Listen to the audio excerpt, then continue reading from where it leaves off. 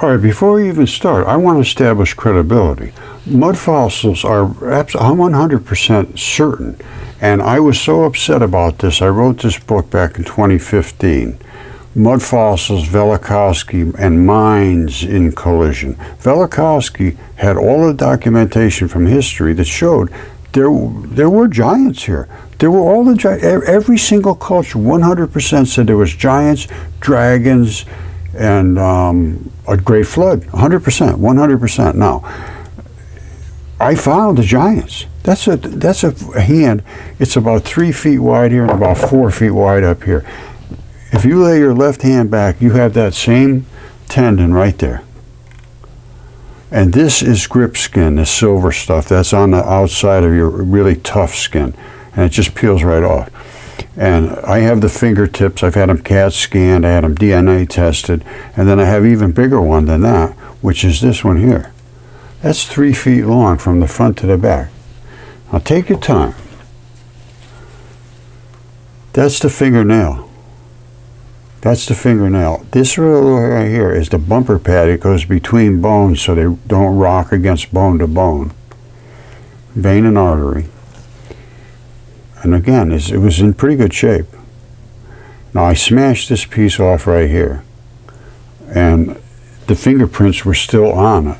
And I had DNA taken out of that. Because DNA in these fingerprints, watch, here's the fingerprints here, right here. Remember I talked about grip skin? That silvery stuff that was peeling off the hand. That's this. And same with this. When I whacked that with the hammer, I was trying to just chip into it. I didn't realize it'd pop off like a scab. And it did. It came right off just like that. Just like a scab. And the back of it is just, it's like, what is a membrane in between here and the other side. Now, and this is the same thing. This see how it's peeling off here? Peeling off. It just peels right off. And the other one was the same way, only it was much thicker. It's about this thick. And its fingerprints are still on it. Look, you see this? Those are the pores in the fingerprint ridge. You see the fingerprint ridges? These are the pores. The fingernail was right up here. And the same with yours. Your fingerprints are right next to your fingernails. And then that started to where the fingerprints started. And now I've looked at this and I can actually see the sweat pores. And you want to hear something insane? And it's true. It's not 100% true. I'm working with this in a microscope, and I'm looking at the sweat pores. So I decided I'll wash it up a little bit. I wash it up a little bit. I set it down. It's nice and dry. I'm watching it with the microscope, and all of a sudden it goes. And the water came out of the sweat pores. It must have soaked in there or something, and it just went right out, just like squirted out. It was a good sized drop. It is crazy stuff. Anyway, so I have all that, and then I have the DNA test to cover it. This is what it is: Homo sapien, mitochondrial D loop, B loop, and D loop, a B gene and D loop. And it's from the 36 inch, the gigantic one, and then the lung, which is this here. That's a human-sized lung. And they were excellent quality. There's excellent quality DNA sequences obtained from the specimens. And this was no cheap and puppy test. This was PCR. All right, this is the big stuff. And they did a fabulous job, Helix Biolabs, and I know they got assaulted for this because nobody would touch this stuff. At this point, this is 10 years ago, and nobody would touch this stuff. He was the only one that was willing to step up. And Mary Schweitzer had discovered ancient DNA too, and she got destroyed for presenting it. She was on 60 Minutes and everything else, and they actually fired one guy that worked for her because she was showing these things are not the ancient things that they're talking about. She went against the system and saying, "Here, I have the evidence." No, didn't matter. It does not matter. Evidence has no place in science anymore. None. Zero. It's all about peer review. If you can get enough guys to agree with you, you're in. And if you don't agree with them, you're out. I have so much evidence, it's overwhelming. what I just showed you, this was DNA tested, this was DNA tested, the lung was DNA tested. I have rocks like these here where they call these bone foramen. They're little cavities where the bone changes, the blood come out from here to go somewhere else. That's a scab on a bone. It's a regular scab, just like you'd have on your own skin, only this is a mud fossil bone. All right, there's nobody can deny that's a bone. And it's broken off right here, and there is a taste of bone still there. It can be seen in a microscope. But inside is where the marrow is, and there's still some blood in it. This one leaked out right here. Now, that's the scab. So I saw it, and I said, well, that's interesting. So I figured I'd move it and look underneath. And I did it extremely carefully, which you can see. I moved the scab away from what they call a fibrin, which is a clotting fiber that lets the blood cells start to create a new skin. So I moved that, and now you're down to the clotting fiber. Now, you see the red? There's a red and a black down here, and that's where the blood came from. Watch. Where are you? Here you are. There's the red, and there's a little tube coming up to go wherever it went. And here's the black, and here's the black tube going up to wherever that went to. But in the middle was the scab that I had moved away so extremely cautiously. Now, that shows pretty good. Now, I told you I had a gigantic hair follicle. Well, let's see if it stands up to the test. And it does. And how can I say that? Well, here's how. That right there is where this erector pili muscle attaches. You see that? That makes it be able to go like this. And your hair stands up on end. Now, what is this? Well, let's say here. And where would it go? Down here to the root ball. Well, where would it come from? Well, it's from up here. It comes down, and there it is. And it comes from down here. This is where it's manufactured, basically, and grows out of here, up that tube, and out. Now, what's at the bottom is blood, vein, and artery. Yes, blue and red is a vein and artery. And there they are right there. All right, now, what else can we see? Is there any sebaceous gland there? Well, it just happens to be yes. And there it is there. Now, it's slid down. You see how it's all gooey here? That hair, it would have been up higher. Like here's the hair follicle. It would have been up here. But this just gluey stuff fell down, and the sebaceous laid there. So what do we have? We have a gigantic hair follicle. That's good size. That's 2 inches wide.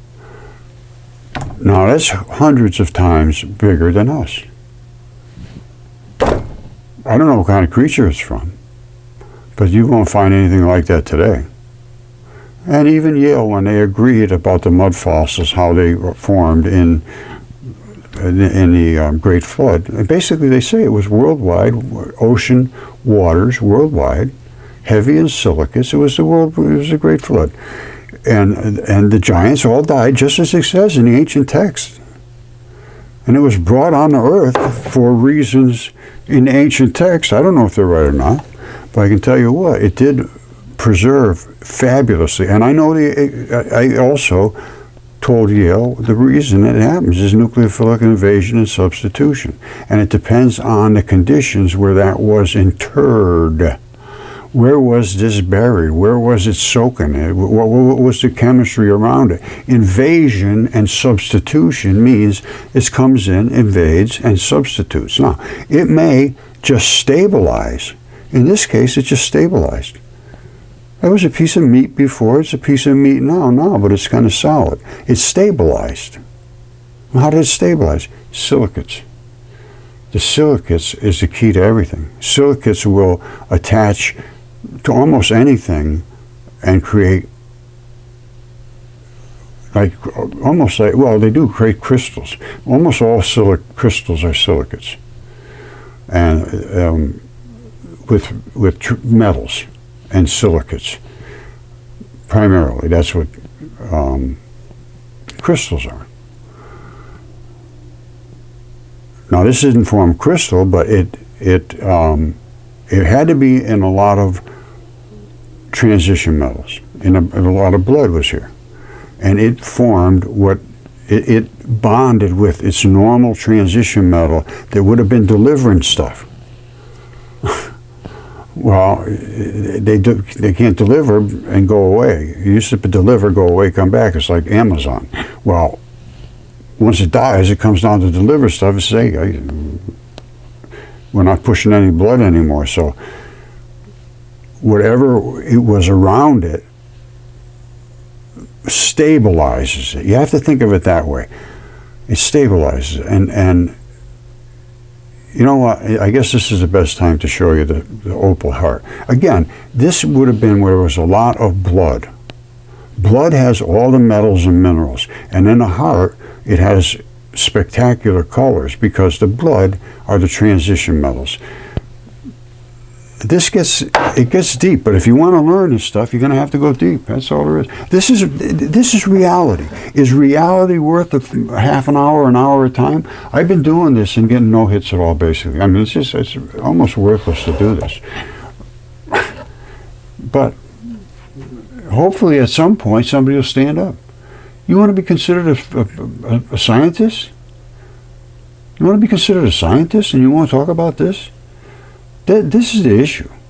It's everybody's scared to talk. It's self-interest, and I can sympathize with that deeply, because you got to earn a living, you got to get by, and nobody wants to be considered an insane person. Believe me, trust me, I've been considered insane up until today by most of the people that I know, and I'm not kidding you.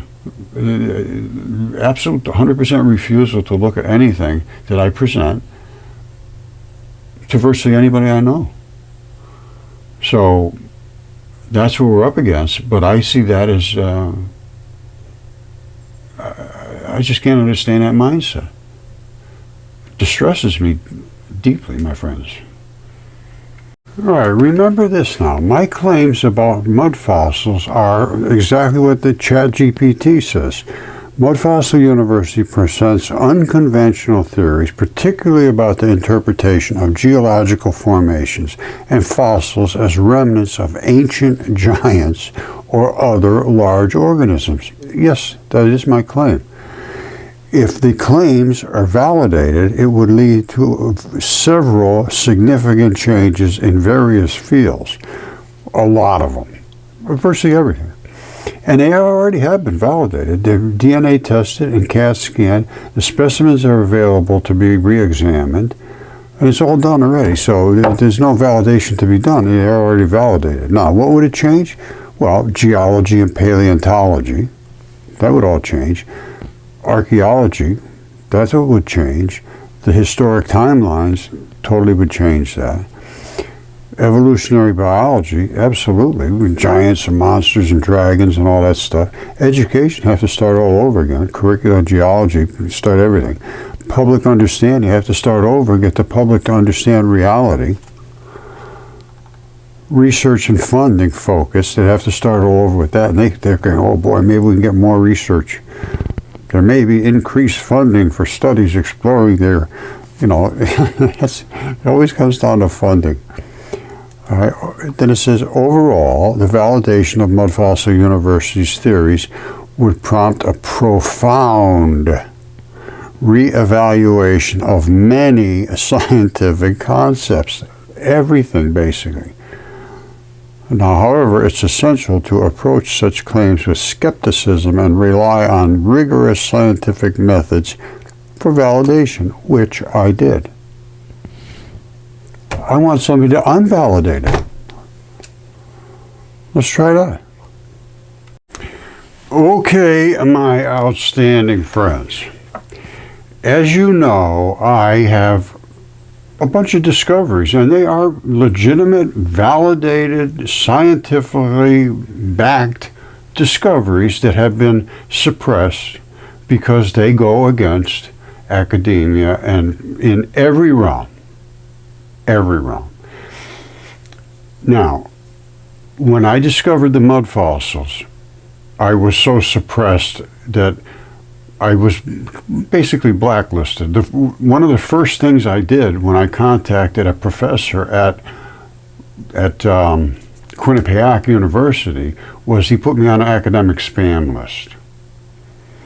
And then after that, it was absolute nightmare in academia because they just didn't want this. I had DNA tests and CAT scans, specimens, everything across the board. And all of this stuff has been validated now. The people I submitted it to in Yale have written papers saying, yes, all this stuff happens, but they won't allow it to be seen as what it really is, which are body parts. This is a lung, DNA tested, CAT scan, and it's all flat here. I am in the Triassic area, and that's why everything has 3 layers, the red bed, the gray clay, and the black cap, which I have human remains in those layers, which they say there was nothing but jellyfish. And there was things that I can't account for. I mean, I can account for bones like that have turned into stone. It's called mud fossilization. It's nucleophilic invasion of whatever this was in. So this bone just happened to be in dense, bloody mud. And the nucleophilic invasion and substitution turned this into stone, but it's mud. But in the center, you still have marrow and blood and everything else. And some of them, in other conditions, turned into actual, almost like they were in the freezer. That's a piece of meat. Now, we're going to look at this a little closer, and then I have the giants. This is what threw them for the loop. And this is all was recorded. They all died in a great flood, and yes, they did. This, my friends, is a hair follicle. Just to substantiate what I'm saying, I'm going to show you this is a hair follicle. Now, my other stuff is DNA tested, CAT scan, some of it. I had 3 DNA tests. This is a normal-sized human being lung. Nobody can deny this. That's the tip of the lung, which has a latch on it now that's called a spur lock. That's where the heart would have been when the guy died laying like this, and everything got boiled off because it was in the Great Flood, which was hot, boiling water because we got slammed by by Venus. Even in the Colburn Bible, it says it boiled the oceans. And Velikovsky had the same account. He said that they had these accounts. And this was not that long ago. And all the giants were killed. I mean, it sounds biblical, but if it is true, it's true. Now, let me show you this hair follicle. And I'm going to go on about Petra. They're going to Petra now. And this guy I respect deeply, Josh Gates. Now, I've had everybody say, oh, he'll never listen. Well, let's find out. But on October 9th, he's going to be reporting from Petra. Now, I don't know if he's going there on October 9th or he's already been there and they're just going to release the footage. Who knows? However, I know exactly what this is. I'm 100% certain I do, and you will too after you watch what I will present about Petra. And I presented it over and over, but it's, again, they only allow it to people that are also suppressed. Basically, because everybody else I've talked to, they have the same story. They say, I mention you and I'm done. I am a taboo subject. Because once you realize how misled you were about this stuff, about ancient texts and about rocks and about even religion and all that stuff, all that stuff is in the air right now, as far as I'm concerned. You got to rethink it, relook at it. And everybody hates me because of both sides. People that hate God and religion, they hate me because this opens the door to that. And the people that already have a fixation about what they consider to be their beliefs, they don't want to hear about it. You can't read those books. You can't look at that. Don't do this. And I mean, seriously, it's like, and I'm telling you, it is a divide that is not wide. And I am stuck in the middle. It's been, they say, oh, why don't you get a hold of the religious people? They'll look into this. No, they won't. Never have. you know, I mean, every side of it has their own issues, and rather than to confront the reality and say, well, let's talk about this. What does it really mean? What if this is true? And the only one who'll talk to me is ChatGPT on the internet. I can talk to ChatGPT. It talks back to me like it's a normal person. It's refreshing. However, it's indoctrinated by academia. But when I sort of dig out the details, it basically confesses. It's better than talking to an academic. Right off the hand, it's no, done. It's when they dumped Velikovsky's book. They made him take it off the bookshelves. They told the publisher, academia will never deal with you again. This was Macmillan was the publisher.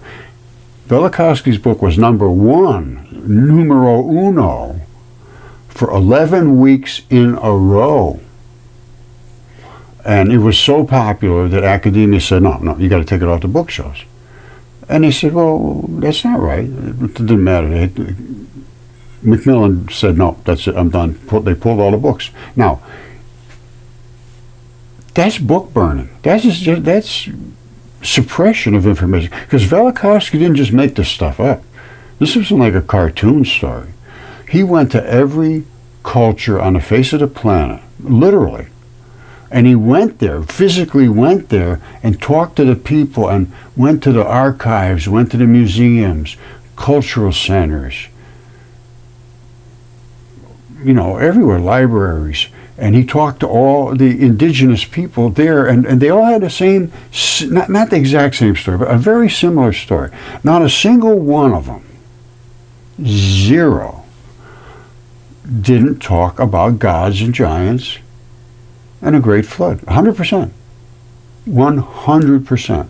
And most of them, if not all, had this fiery impact of a fiery comet.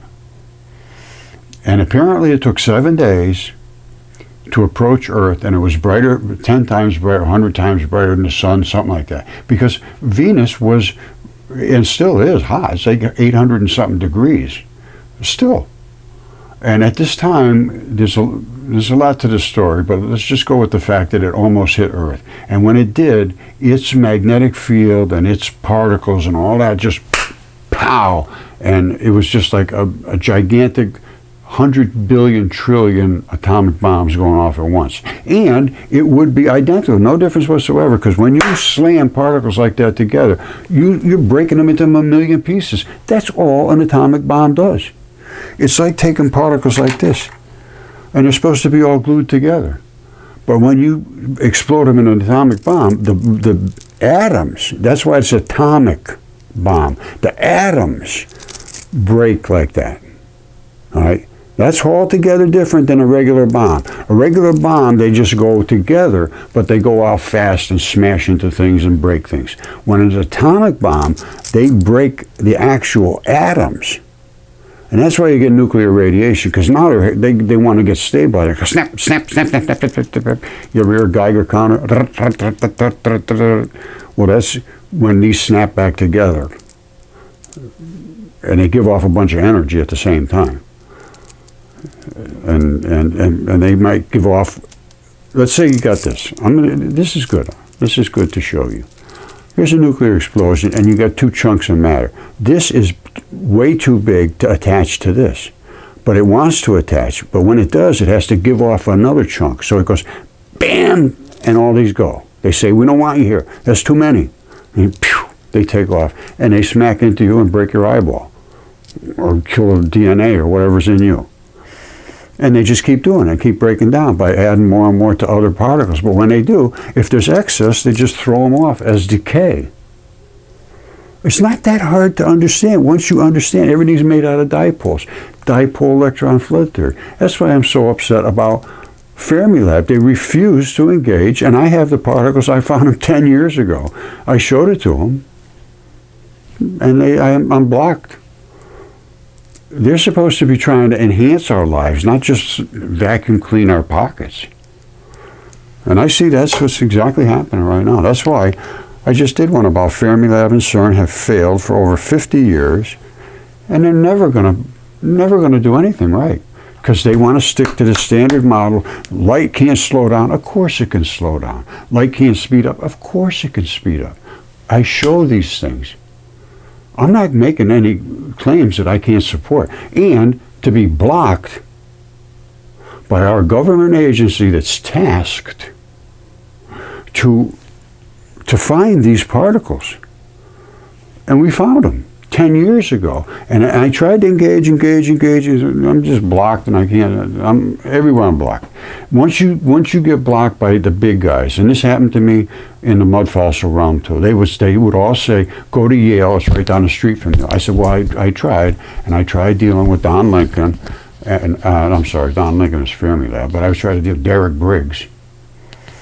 And he refuses to even look at my specimens. And I've sent him the DNA tests, the CAT scans, all the pictures and everything. He said, oh, they're just rocks.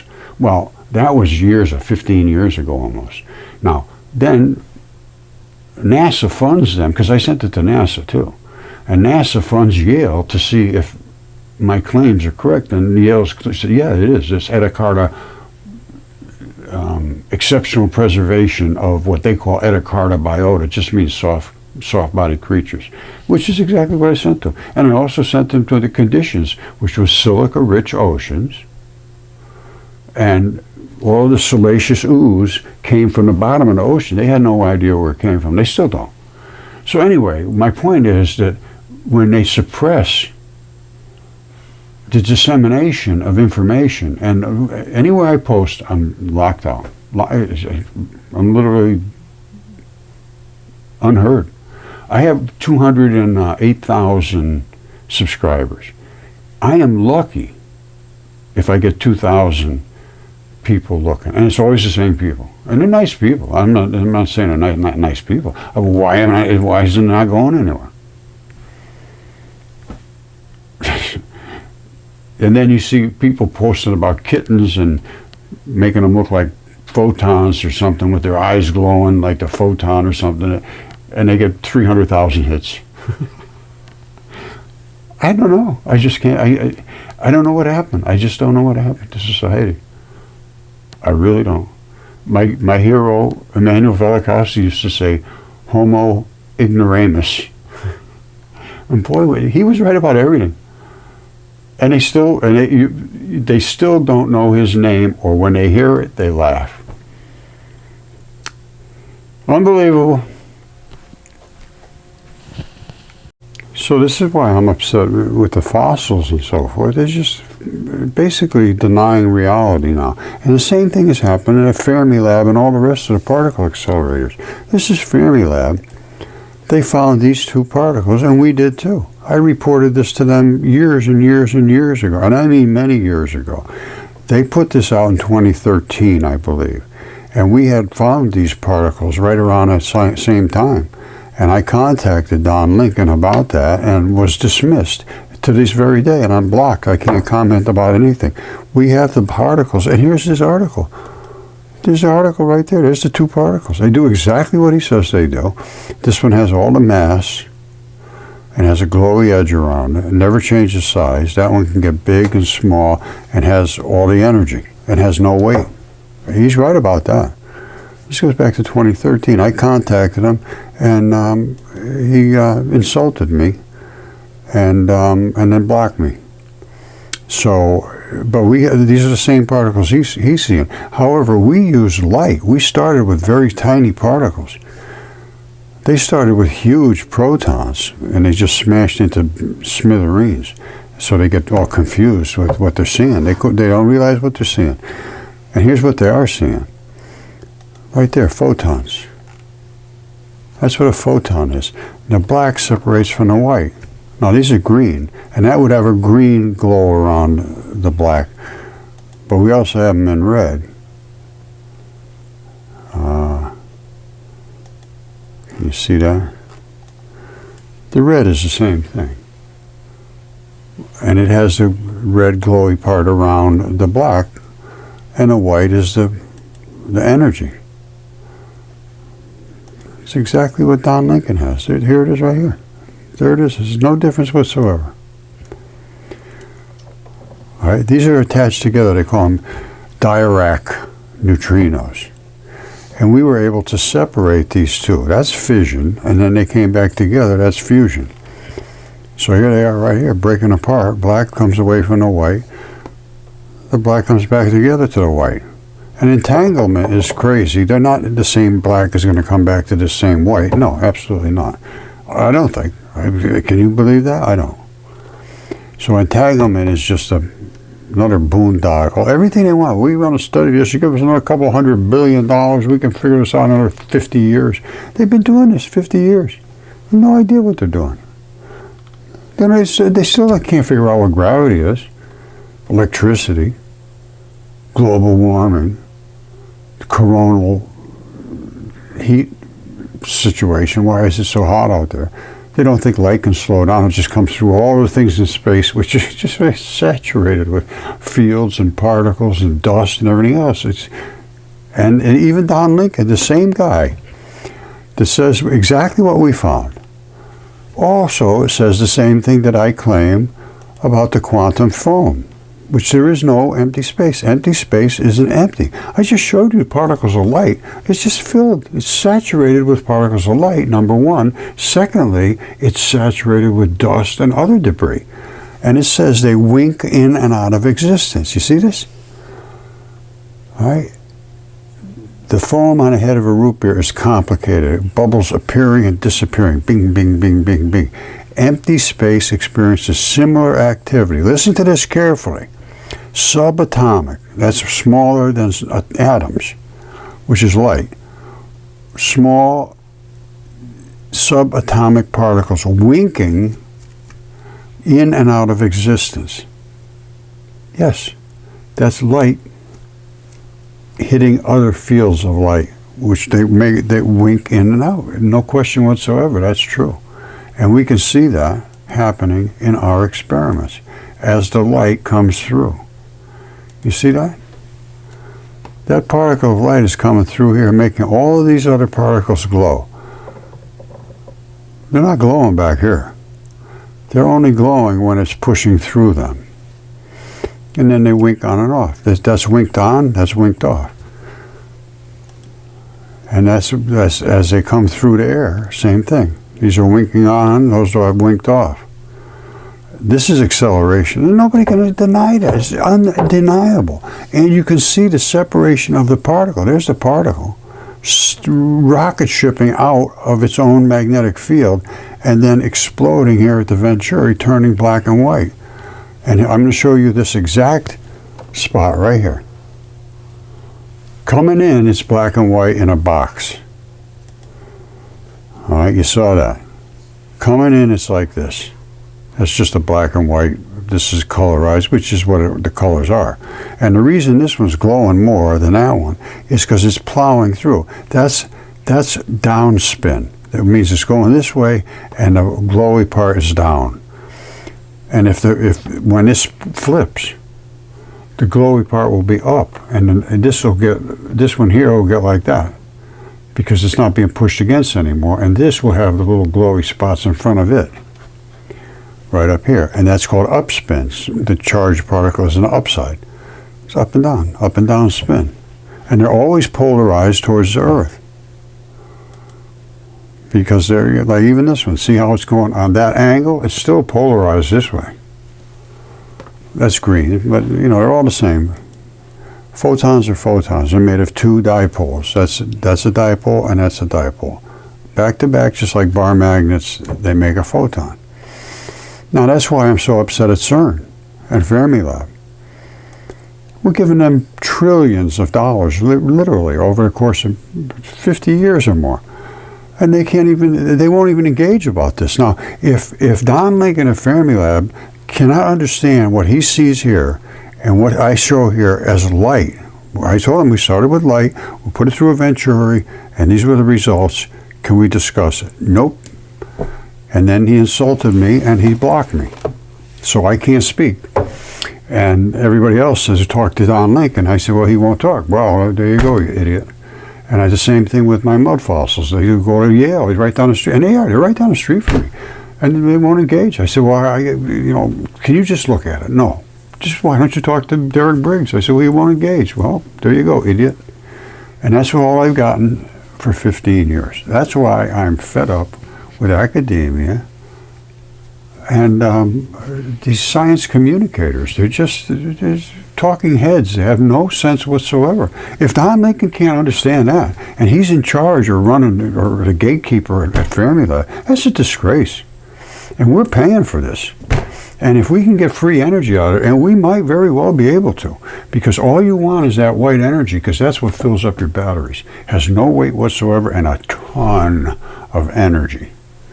I've shown this so many times. It's amazing that they can get away with this kind of denial and absorbing this kind of money from your pockets, my friends, with no interest whatsoever to examine what might help us, because they think it might hurt them. And I can't say it won't. I don't know. I don't know what the outcome would be if we go into the world of reality. Right now, we're just being played like a fiddle. It's absolutely amazing. And that's why I'm upset. And I've been doing this 15 years. It made no sense whatsoever. And I'm going down on my channel. 200 and something thousand subscribers, and I get maybe 2,000 hits tops. Same people over and over. Nice people, but no expansion to this whatsoever. So,